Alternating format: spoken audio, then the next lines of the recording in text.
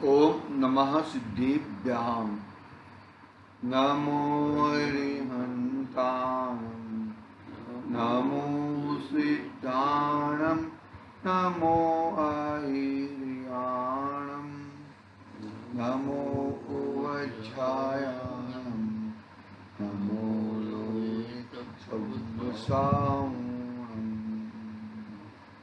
मंगलम भगवान वीरो मंगलम गौतमो मंगलम कुंज कुंजार्यो जय धर्मोस्तु मंगलम सर्वमंगल मंगल्यम सर्वकल्याणकारकम प्रधानम सर्वधर्माणां जयनं जयतु शासनं जैनं जयतु शासनं नमः श्रीवर्धमानाय निर्दुष्मकलिलात्मने सालोकानं त्रिलोकानं हृदयादर्पणाय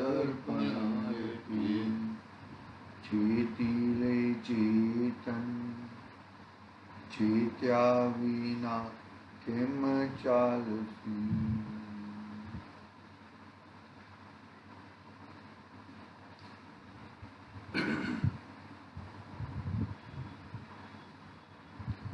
यह श्री रत्नकरण सावकाचार्य नामक महान ग्रंथ है।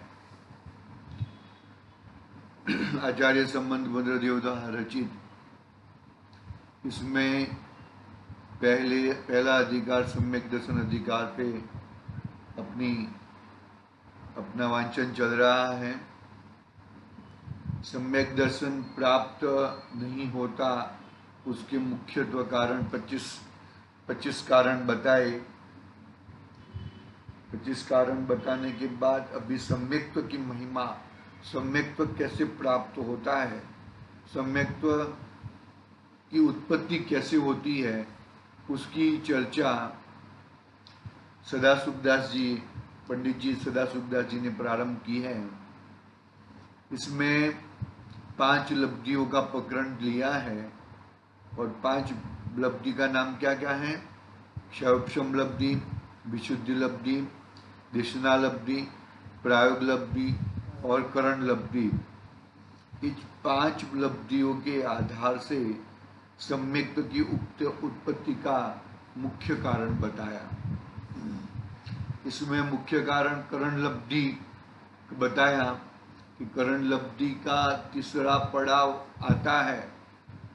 3 करण लब्धि के 3 भेद कहे ना, उसमें अंतिम भेद जो आता है तभी जाके सम्यक्त्व की प्राप्ति होती है, ऐसी बात कही है। तो इन 5 लब्धियों का विषय अभी हम पढ़ रहे हैं। जीव को प्रायोग लब्धि तो अनंत बार आई है, प्रायोग लब्धि तो बहुत बार प्रकट की है, लेकिन प्रायोग के बाद करण लब्धि में अपने भगवान आत्मा में जाना, वो अभी तक इन्होंने किया नहीं है। वो बहुत दुखद बात है, ऐसा सदाशिवदास जी कहते हैं। देखो यहाँ पर क्षौक्षम लब्धि की बात करते हैं हम। यहाँ से देखो, क्षौक्षम लब्धि ना संबंध में ટેપ માગ ને ટેપ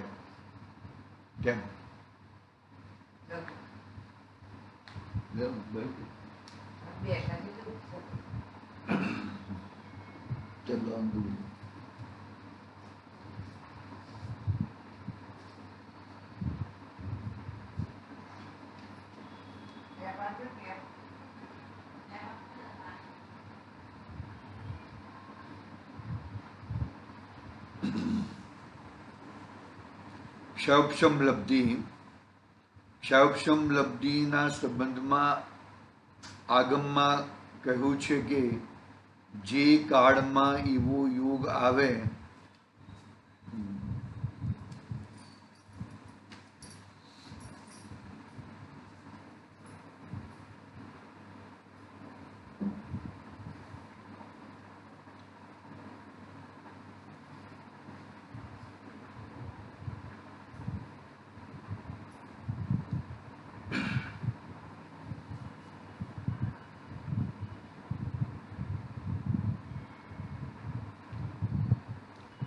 जिस काल में ऐसा योग आ मिले जब आठों कर्मों में से ज्ञानावरण आदि कर्मों का समस्त अप्रशस्त प्रकृतियों की अनुभाग शक्ति प्रति समय अनंत गणी घटती हुई आगे क्रम से उदय में आने लगे, उस काल में क्षोभम लब्धि हुई कही जाती है। पढ़ गए हम लोगों ने शायद, प्रायोग लब्धि तक आ गए थे शायद। पढ़ लेता हूं मैं एक बार। उत्कृष्ट अनुभाग के अनंतवें भाग के बराबर प्रमाण जो देशगाती स्पर्धक उनका उदय होते हुए भी उत्कृष्ट अनुभाग जो शेष अनंत बहुभाग के बराबर प्रमाण जो सर्वगाती स्पर्धक उनके उदय का अभाव उससे ही क्षय हुआ, और जो सर्वगाती स्पर्धक उदय अवस्था को प्राप्त तो नहीं हुए परंतु उनकी सत्ता विद्यमान है, उसे कहा उपशम। ऐसे संयोग की प्राप्ति जिस समय होती है उसे क्षयोपशम लब्धि कहते हैं। कर्णान योग का विषय है ऐसा। क्षयोपशम मतलब थोड़ा क्षय उपशम, क्षय उपशम, इस तरह का जो परिस्थिति है उसको क्षयोपशम लब्धि कहते हैं। मतलब विशुद्धि लब्धि। पहले जो क्षयोपशम लब्धि हुई है उसके प्रभाव से उत्पन्न होने वाले जीव को साता वेदनीय आदि शुभ प्रकृतियों के बंध को कारण धर्मानुराग रूप शुभ भावों की प्राप्ति होना वह विशुद्धि लब्धि है। तब विशुद्धि लब्धि में क्या है कि धर्मानुराग के प्रभाव से शुभ भावों की प्राप्ति होना, शुभ भावों की प्राप्ति होती है, वो विशुद्धि लब्धि है। यह ठीक है, क्योंकि जब अशुभ कर्मों का रस देना अशुभ कर्म का रस देना कम हो जाता है तब जीव के संक्लेश परिणाम भी घटकर थोड़े ही रह जाते हैं। उस अवस्था में विशुद्धि परिणामों की वृद्धि होना उचित ही है। इस प्रकार दूसरी विशुद्धि लब्धि कही। बराबर।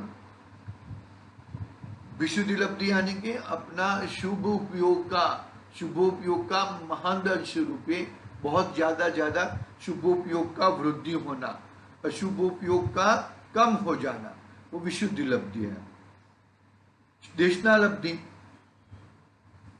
देशना लब्धि का स्वरूप इस प्रकार जानना कि 6 द्रव्य तथा 9 पदार्थ का उपदेश देने वाले आचार्य आदि का मिलना, उनसे उपदेश की प्राप्ति होना तथा उस उपदेशित पदार्थों के स्वरूप को धारण में ले लेना, वह देशना लब्धि है। ऐसा वह देशना लब्धि है। नरक आदि में जहां पर उपदेश देने वाले नहीं है वहां पर भी पूर्व जन्म में जो तत्वों का अर्थ धारण में लिया था उसके संस्कार के बल से सम्यक दर्शन हो जाता है। देशना लब्धि का प्रभाव सम्यक दर्शन में भी आता है।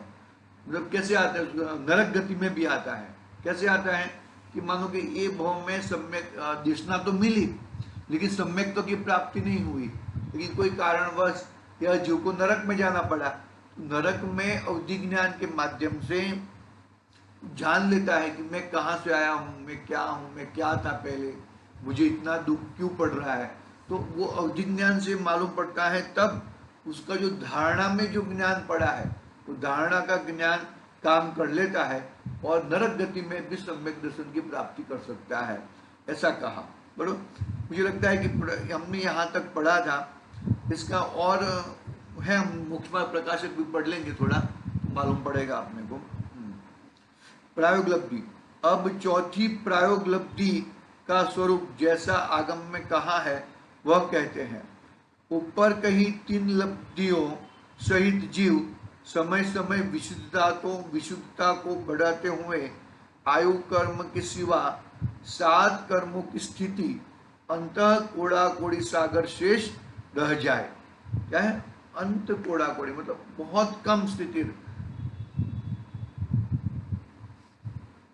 तब तब पूर्वज में जो कर्मों की स्थिति बची थी उसे एक कांडक घात द्वारा छेदे और फिर कांडक से प्राप्त प्राप्त द्रव्य कर्मों को शेष रही स्थिति के बराबर करता है। इस अवस्था में घातिया कर्मों का अनुभाग रस दारू और लत्ता रूप शेष बचता है, शेष अस्थि रूप नहीं रहता। और अघातिया कर्मों का अनुभाग निम्ब कांजिर रूप शेष बचता है, विष हालाहल रूप नहीं रहता। पहले जो अनुभाग था उसमें अनंत का भाग देने पर बहुभाग प्रमाण अनुभाग को नष्ट करके बाकी बचा अनुभाग अनंतवा भाग शेष रह जाता है। ऐसा कार्य करने की योग्यता की प्राप्ति व प्रायोगलब्धि है। यह भव्य अभव्य दोनों को हो सकती है। प्रायोगलब्धि तक तो अभव्य जीव भी जा सकता है, लेकिन करण लब्धि में अभव्य जीव नहीं जा सकता। करण लब्धि में भव्य जीव ही जाएगा। संक्लेश परिणामी संज्ञी पंचेंद्रिय पर्याप्त के जैसा संभव हो सके वैसा उत्कृष्ट स्थिति बंध वाला और उत्कृष्ट प्रदेश स्थिति अनुभाग की सत्ता वाला जीव प्रथमोपशम सम्यक्त्व को ग्रहण नहीं कर सकता है, तथा क्षपक श्रेणी में जो बंध संभव है इतनी परिणामों की विशुद्धि व जगन्य प्रदेश स्थिति अनुभाग की सत्ता रह जाने पर भी प्रथमोपशम सम्यक्त्व की प्राप्ति नहीं होती। क्या कहते हैं यहाँ पर? संक्लेश परिणामी है, बरोबर है। संज्ञी पंचेंद्रिय पर्याप्त जीव है, बरोबर है। संक्लेश बोले तो बहुत क्लेश वाले परिणाम है, और संज्ञी पंचेंद्रिय जीव पर्याप्त है। उत्कृष्ट स्थिति बंध वाला भी है, मतलब उसका आयुष भी बहुत अच्छा है।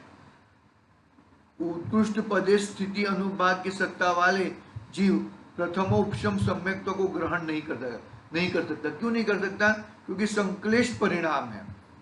संक्लेश परिणाम में सम्यक्त्व की प्राप्ति नहीं होगी। आगे कहा ना, जिसके मंद कषाय परिणाम है, कषाय के मंद परिणाम है, ऐसे परिणाम वाले जीव को ये 5 लब्धि पूर्वक करण लब्धि में प्रवेश करेगा तो ही उसे सम्यक्त्व की प्राप्ति होती है।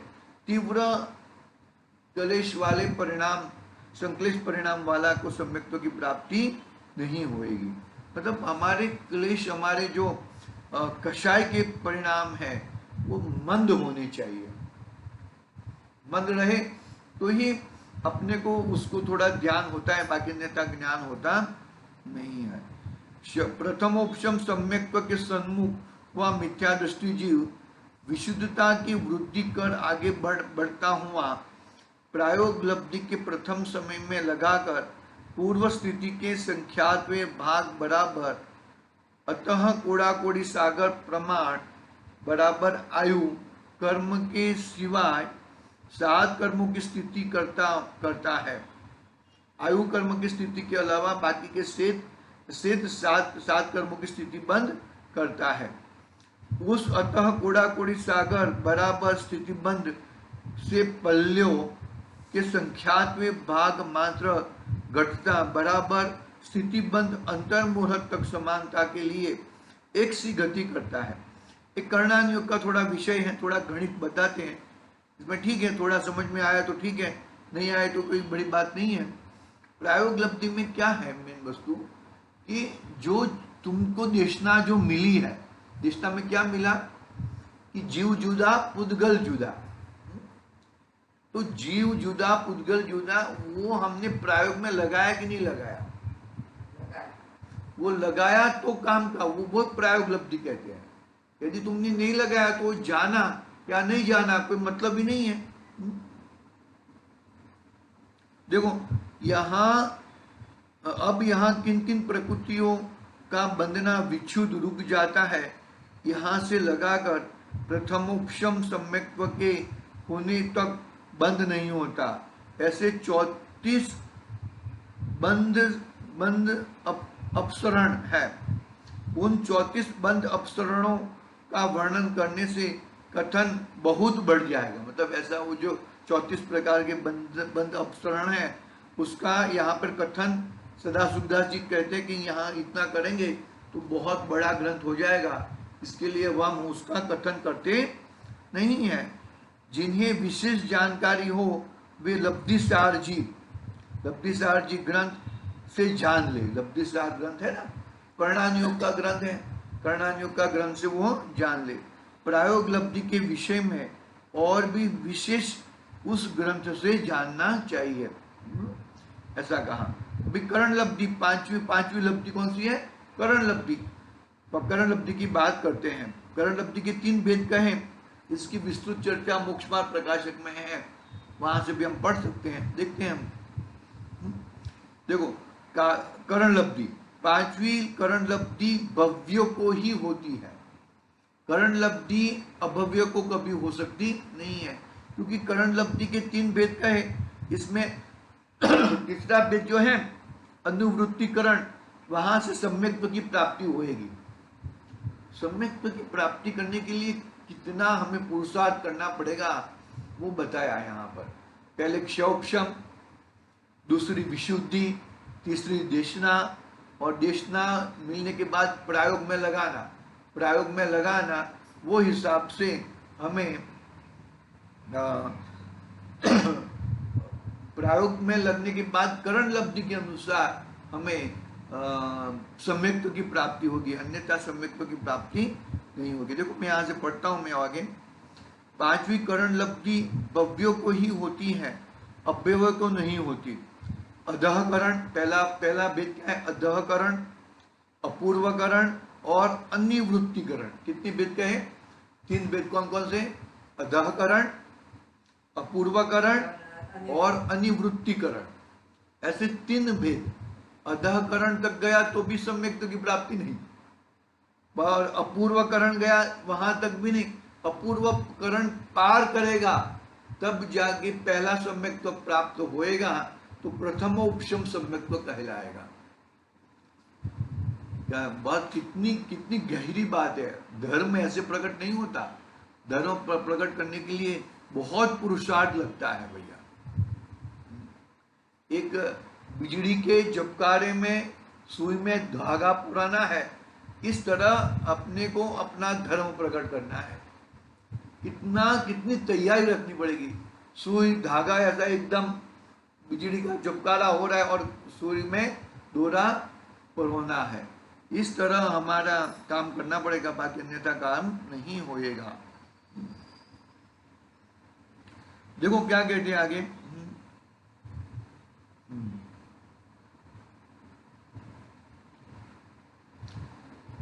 अधःकरण, अपूर्वकरण और अनिवृत्तिकरण, ऐसे 3 करण हैं।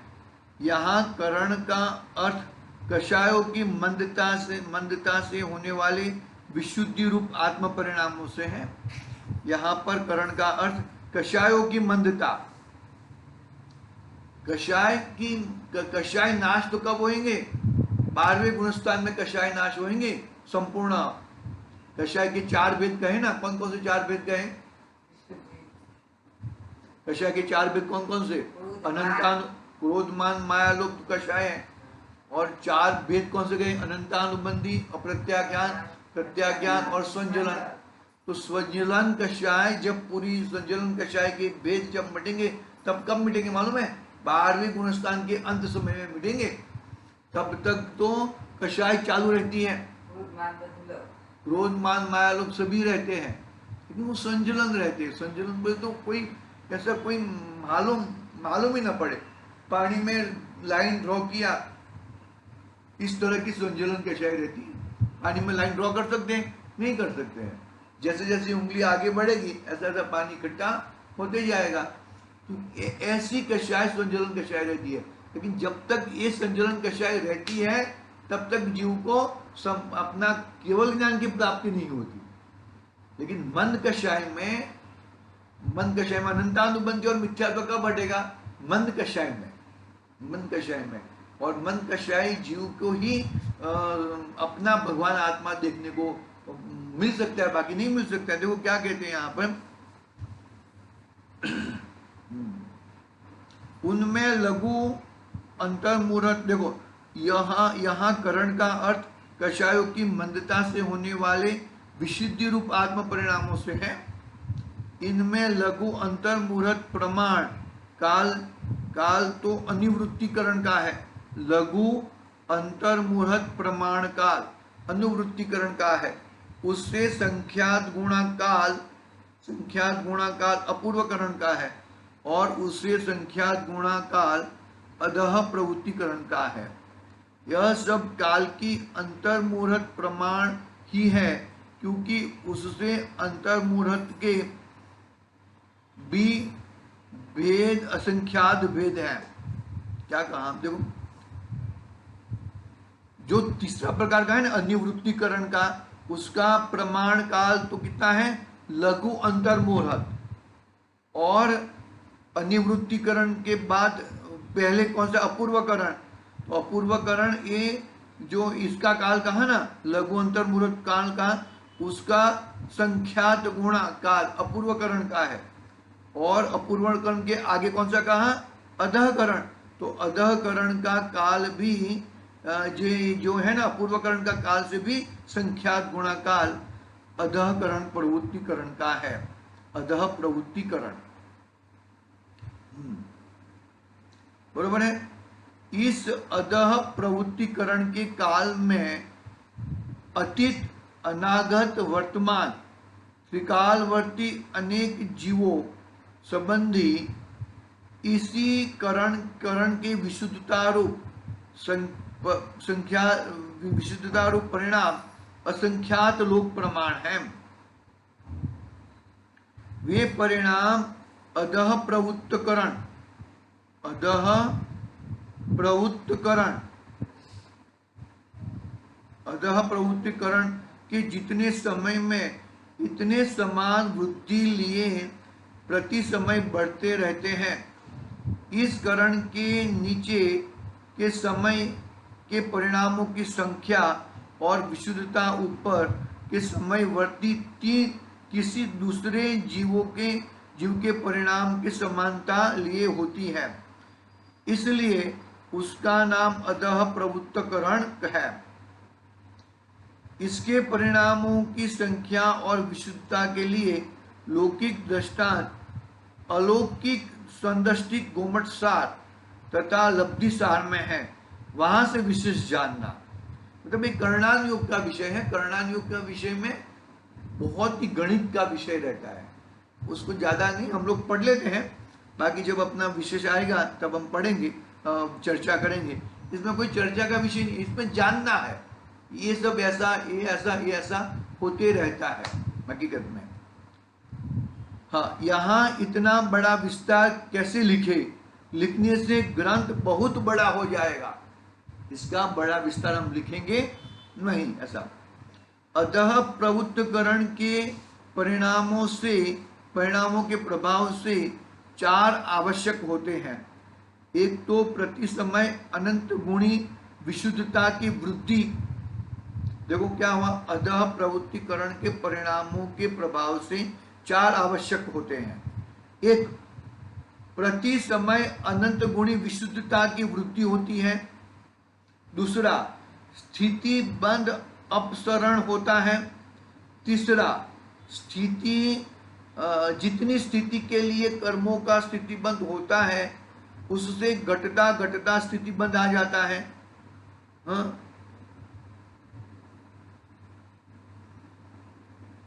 जितनी, तीसरा, साता वेदनीय से लगाकर प्रशस्त कर्म प्रकृति आकार प्रति समय अनंत गुण बढ़ता हुआ गुड़, खांड, शर्करा, अमृत के समान चार प्रकार का अनुभाग बंद होता है। तथा चौथा, असाता वेदनीय आदि अप्रशस्त कर्म प्रकृतियों का प्रति समय अनंत गुणा घटता हुआ निम्ब कांजीर के समान दो प्रकार का अनुभाग बंद रहता है, विष हालाहल रूप नहीं होता। इस प्रकार अधः प्रवृत्तकरण अधः प्रवृत्त करण।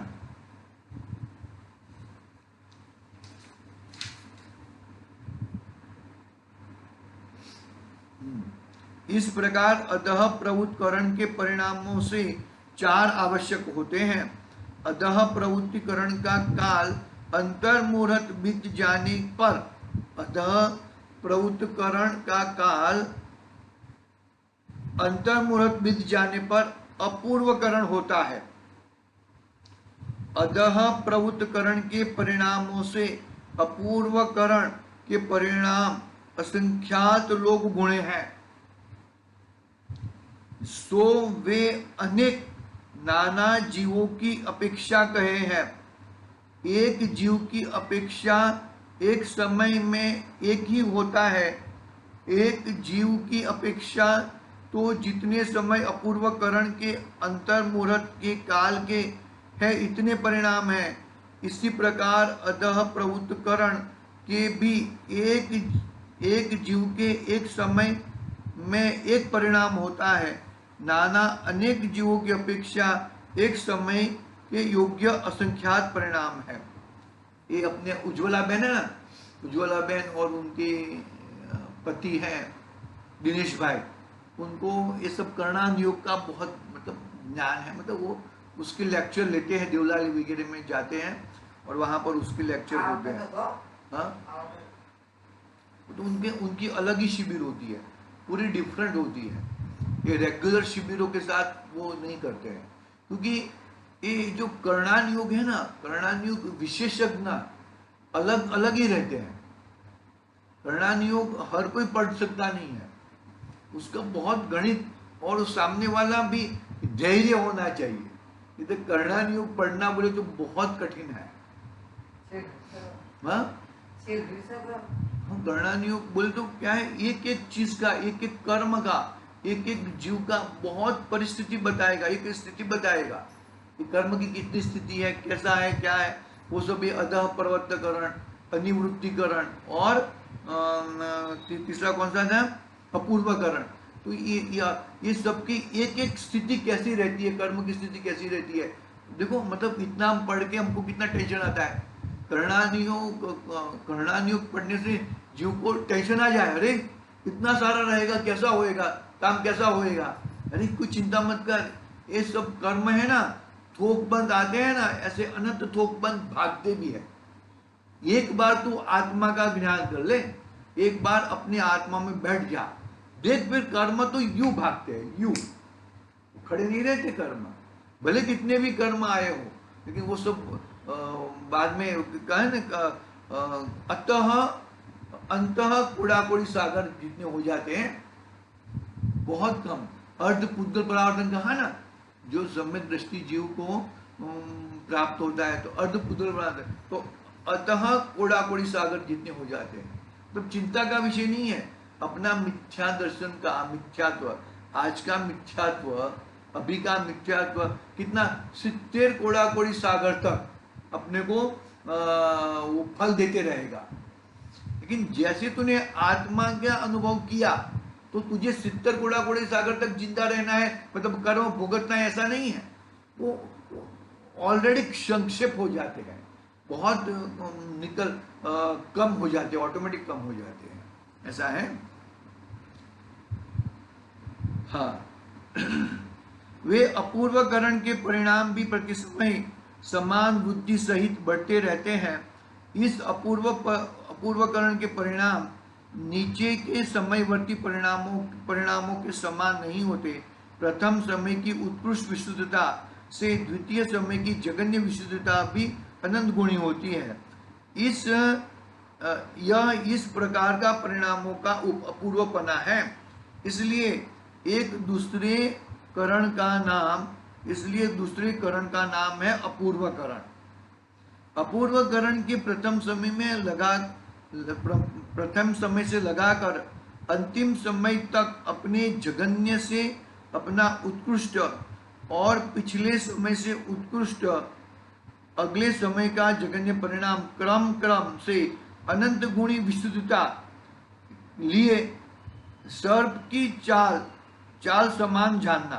सर्प की चाल समान जानना, सर्प कितना फास्ट चलता है इसके समान चाल जानना। यहाँ अनिकृष्टि नहीं होती, यहाँ यह अनिकृष्टि नहीं होती।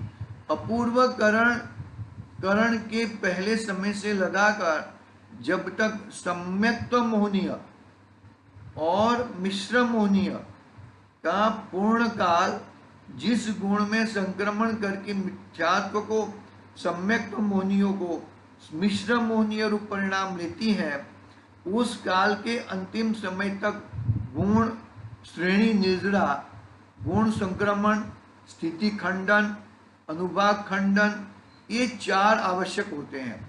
गुण श्रेणी निर्जरा, गुण संक्रमण, स्थिति खंडन और अनुभाग खंडन, ऐसे चार आवश्यक होते हैं। आगे भी चार आवश्यक कहे थे ना, कौन से कहे थे आगे चार आवश्यक?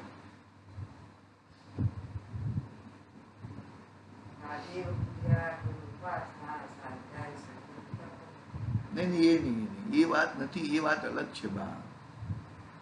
देखो फिर आगे कहते हैं, हाँ, ये चार प्रकार के और आगे चार कहे थे, मिल नहीं रहे मेरे को यहाँ पर। अधःकरण जो पहला है ना, अधःकरण की चार वहां पे भी चार कहे थे। अभी ये अपूर्वकरण में भी चार कहे। कौन से चार कहे कि गुण संक्रमण, स्थिति खंडन, अनुभाग खंडन और गुण श्रेणी निर्जरा। गुण श्रेणी निर्जरा पहला है, दूसरा गुण संक्रमण है और तीसरा स्थिति खंडन है, चौथा अनुभाग खंडन है। अधःकरण के प्रथम समय से लगाकर उस गुण संक्रमण के पूर्ण होने के काल तक स्थितिबंध अपसरण होता है। यद्यपि प्रायोगलब्धि से ही स्थितिबंध अपसरण प्रारंभ हो जाता है, तथापि प्रायोगलब्धि वाले जीव को सम्यक्त होने का अनवस्थितिपना है, नियम नहीं है। इसलिए उस स्थितिबंध अपसरण को गिनती में नहीं लिया, महत्व नहीं दिया। स्थितिबंध अपसरण का काल और स्थिति को कांडोत्करण का काल, ये दोनों समान अंतर्मुहूर्त मात्र के हैं। ठीक है, आगे बढ़ते हैं।